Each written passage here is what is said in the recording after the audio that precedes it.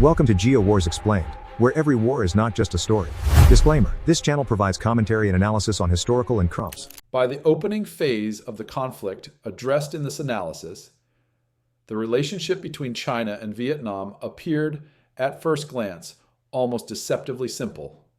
One country possessed overwhelming population size, industrial capacity, and strategic depth. The other, while resilient and experienced, remained far smaller by nearly every measurable standard. From a distance, the logic seemed unavoidable. If China chose to escalate fully, Vietnam could not prevent conquest. That assumption was common.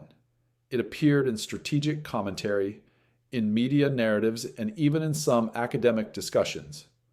Power, after all, is often measured in numbers. Divisions, factories, population, and geographic reach all pointed in one direction. History itself seemed to reinforce the idea. China and Vietnam had clashed repeatedly across centuries. Intervention, domination, and resistance were familiar patterns, yet what seems obvious in theory often collapses under the weight of reality. China did not pursue full conquest. It did not seek permanent occupation. It did not transform limited conflict into total war.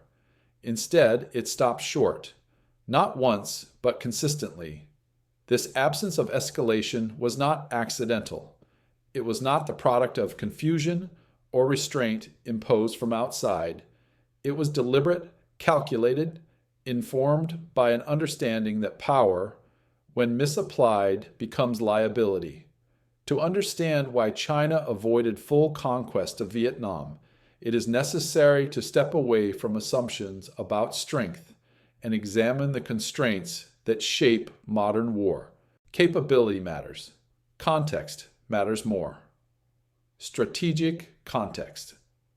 At the moment China confronted Vietnam, its strategic environment was not defined by freedom of action, but by tension and balance.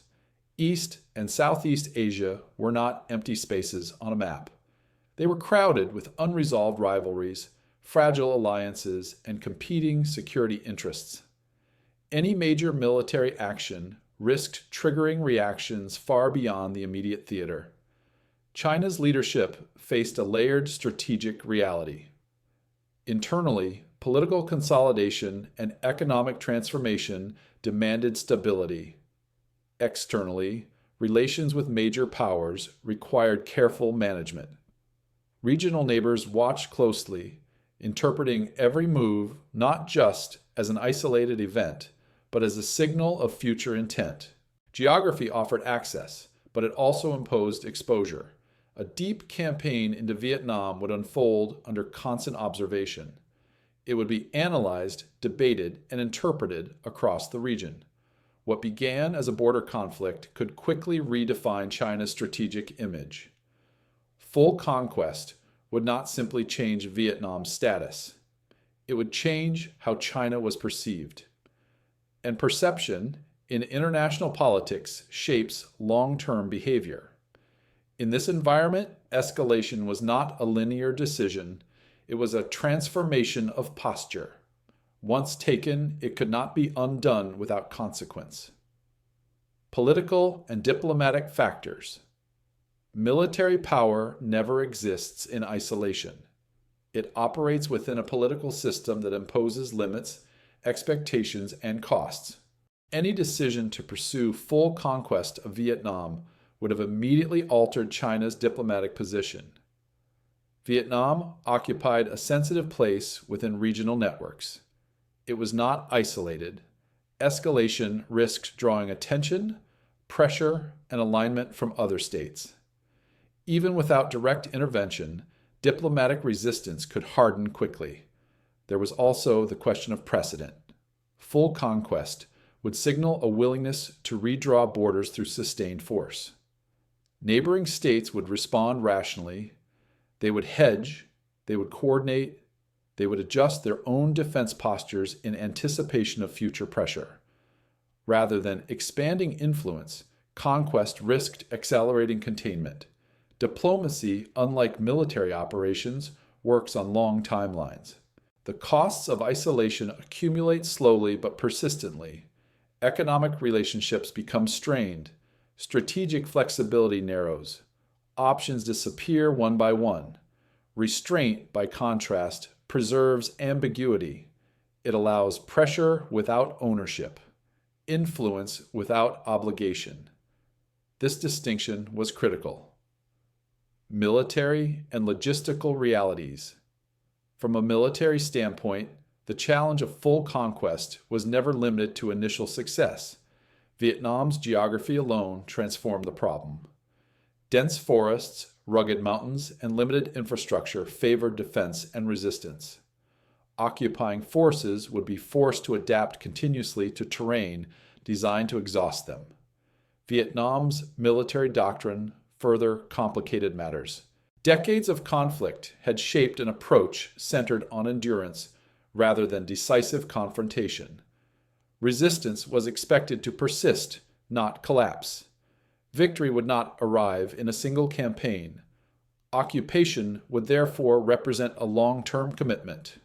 Territory would have to be secured, administered, and defended. Supply lines would need constant protection. Units would require rotation. Fatigue would accumulate. Logistics emerged as the central constraint.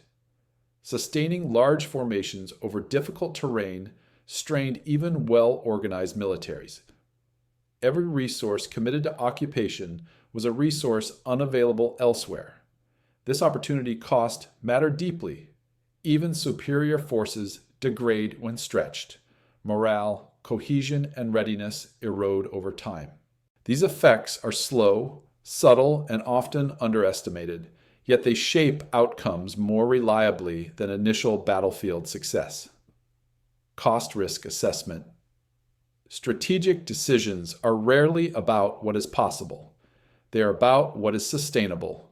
In this case, the benefits of full conquest were limited. Vietnam did not offer decisive economic gain. It did not represent a strategic prize proportional to the cost of occupation. The risks, however, were extensive and measurable. Escalation increased exposure to regional backlash, diplomatic pressure, and internal strain. Each additional commitment reduced flexibility across other theaters. Leadership faced a simple but uncomfortable calculation. Would conquest enhance long-term security, or would it create permanent instability? The answer favored restraint. Modern warfare rewards control over escalation. Maximum force is rarely optimal when objective can be achieved through limited application. Expansion, in this context, created vulnerability rather than strength. Alternative approaches. Instead of full conquest, China pursued limited engagement. This strategy emphasized signaling rather than control. It demonstrated capability without committing to occupation. Limited objectives preserved reversibility. Escalation could be adjusted, paused, or reversed. This flexibility was itself a form of power. Indirect tools reinforce this approach. Diplomatic pressure, economic leverage, and regional influence mechanisms allowed outcomes to be shaped without assuming responsibility for governance or security. Restraint was not passive, it was active management of risk. Final analysis. The decision to avoid full conquest was not driven by weakness. It reflected strategic maturity. Power applied without limit becomes unsustainable. Power restrained remains usable. China recognized that territorial control, achieved at excessive cost, could undermine broader objectives. Long-term influence required stability, not domination. This case illustrates a defining principle of modern conflict. Success is not measured by how far force can be projected, but by how carefully it is limited. The absence of conquest was itself a strategic outcome. Conclusion. War is remembered for battles fought. Equally important are battles avoided. Decisions not taken often reveal more about strategy than those pursued. China's decision to avoid full conquest of Vietnam demonstrates how modern power operates under constraint. Geography, diplomacy, logistics, and long-term risk reshape the logic of escalation. In some cases, restraint is not a failure of ambition. It is the clearest expression of control.